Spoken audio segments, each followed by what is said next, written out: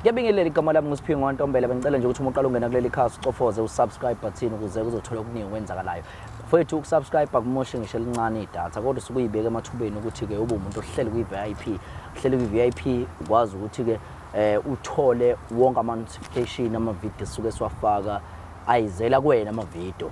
Akuwena oya osesha uKingZosi ukuze uthole ama-video kodwa ama-video kaZosa ayela kuwena nje efonini yakho. So siyacela kakhulu bafethu ungakhohlwa ukulike, ukucomment, ukushare.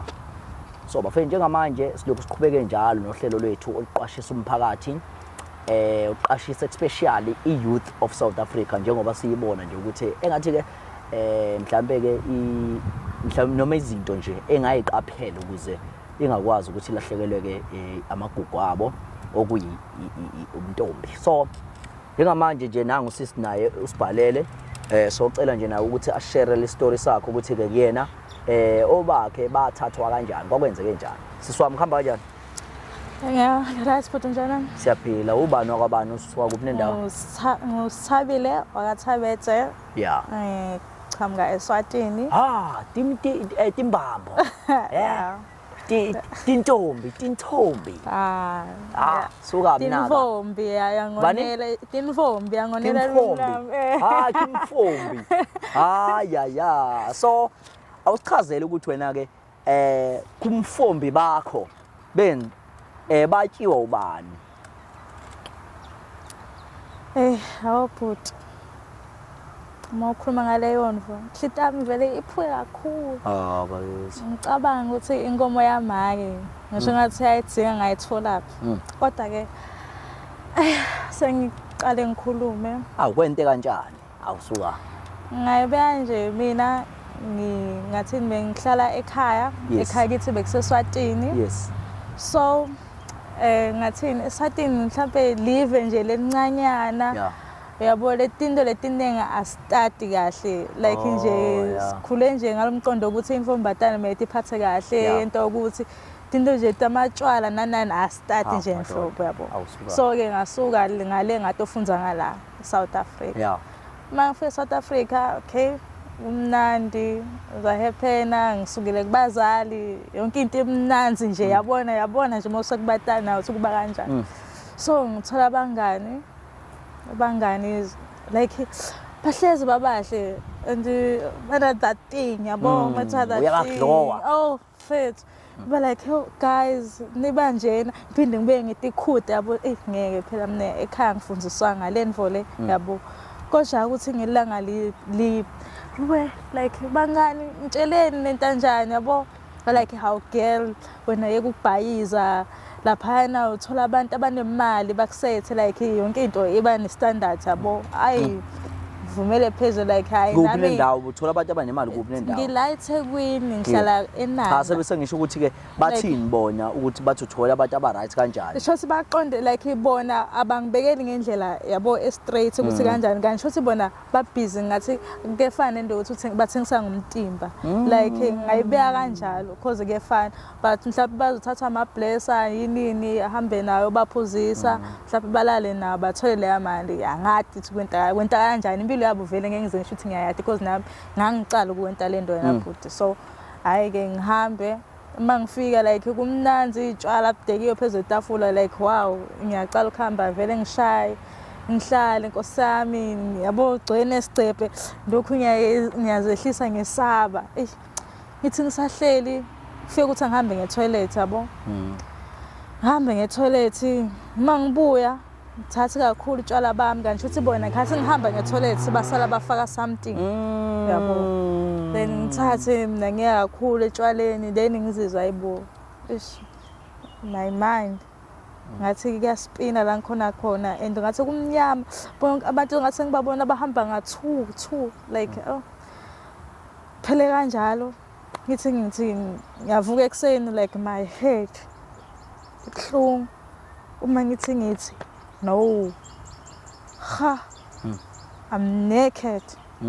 Ngibuke eceleni kwami baba omdala oshayela nesuit yabo ukuthi yabo lo baba lo businessman right like angazi ukuthi ngalala naye nini kanjani ngoba mina nje ukubona kwami ngavuka nginekhethi uma ngithi ngisegazini shit igcwele igazi lami. I was like wow, Ntombi bami bahamba kanjalo.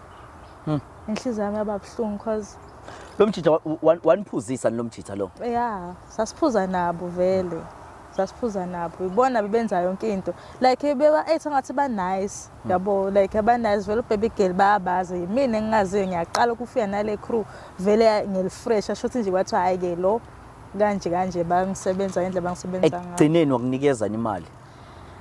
Futhi sengiqhubeke nesitolo sami. Shothi uma ngivuka ekseni like ngiyabuza mfethu baba vele ngisuke ekhaya mina ngathi umuntu omdala ngibaba baba kwentakalethu igcine kube kanje vele ubaba bavuma abe lapha phezulu like ngangijwayele kabi wena ubongibamba ngenkani nani like ngimbamba ngenkani mina ngiyazi bengivirgin even boyfriend yami bengihlezi nje nginqaba ngisho kuyinikeza ngoba ngazi ukuthi le nkomo le enginayo ngiyongena ngayo emagcini yalomunye umuntu.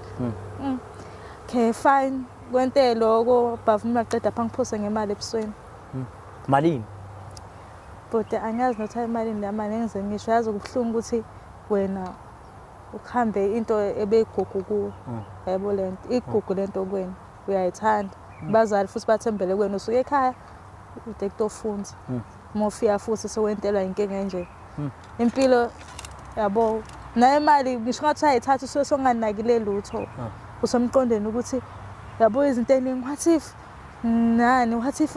nani nabo nje ucabanga izinto eziningi umqondo usungasekho nalo mali ngagcina ngayithathanga ngayishiya kanjalo. Angizange ngithathe honestly ngayisola khona ukuthi angithathanga but then ukuthi umqondo wami awunalo ukuthi ne-anger nibangani bami bangifika they like hey girl hambe kanjani yabo bona ba happy bana that thing ngihambe ngesibhedlela ngafika inhliziyo yami ababuhlungu kakhulu ngangati ukuthi kumele ngithathe ngibhice nani. Ngathi mangifika ngathola ukuthi nginama STIs. Ngaphela lapho futhi ngi-HIV positive. Ngiyaqala ukuba nomfana empilweni yami. Unesandulela nje? Futhi lethi ngayibeki kanjalo. Cha ngiyabuza. Ekhisi manje ihloniphisa ayikho mnandi ngobe kanjalo. Ngithini kuhluka nohloniphisa. Ngathi kodwa nje imane uthi nale sifo at least. Bakithi unalesifo siswami. Yeah. So kwaba njani ke uqhubeka?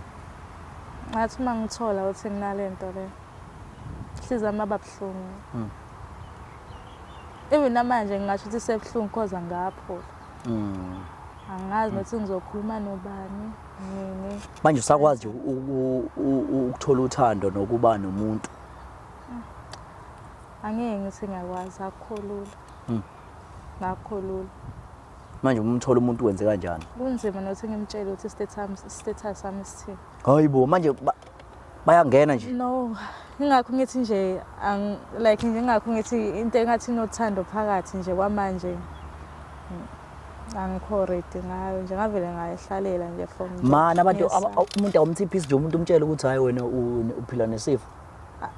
Solo nje ethi njengoba ngutshela ngaye ngivirgin ngingamazi umfana emva lokho ngizodlwengula ngithola izifo angase ngiphinde futhi ngithole omunye umfana emva lokho ngayiphile nje impilo leyo nje ngacabanga ukuthi like kwamina awukwazi ube nayo indoda. I-boyfriend yami ayingangithinti vele. Yayingibekile and from there kanti manje ishuga uyithola lapha ishuga? Hayibo ngithole ishuga noma ngihlalele nje. Awusho usuyitshitshi phela. Angisho ngathi ngiyitshitshi ke vele ngangivele ngilona ethi ngayimisela ukuthi ngizoyibeka. So yo mana uneminyaka emingaki ukwenzeka yonke lento? I was 24 years. Yeah, nika manje neminyaka emingaki? Ngina 26. Yeah, yo. Awukati akuyonto endala bakithi. Sesebusha manje kodwa ngiyazi ngilamanje ke ngicabanga ngithatha intambo ngiyoyikhunga ngiphinde ngibuye ngiyikhuze ngingazi nokuthi njani. So nje ngoba ngize lana nje ngathini ngasho ukuthi ngifuna ukuthi ababukeli mhlawumbe bangiphe ama-advice bangitshele mhlawumbe kuyaphilela noma ngenzeni yabo leyo nto because ngi-stressed even nje ekhaya bakazi ngihleli nje la sokwenza le nto angase ngekhaya ngihlezi ngibaqambula ama kanjalo. Yo bafethu yo hayi ingxaki le ingxaki le khoyo ya ngiyenzile. Awuncese sesifaka uncese mfethu hey. Hayi bafethu hayi. Akwazi kabuhlungu ke okwasisi ukuthi kwenzeka nje nabafethu. Oh siyethemba ukuthi nabanye mhlawumbe bazoqaphela emakhaya ukuthi mhlawumbe izinto ezikanje abayigweme. Lezo bukhazikhazi babangani nezinto ezikanjalo bekwazi ukuthi beyigwema. Awusori sisi. Siyabonga kakhulu bafethu.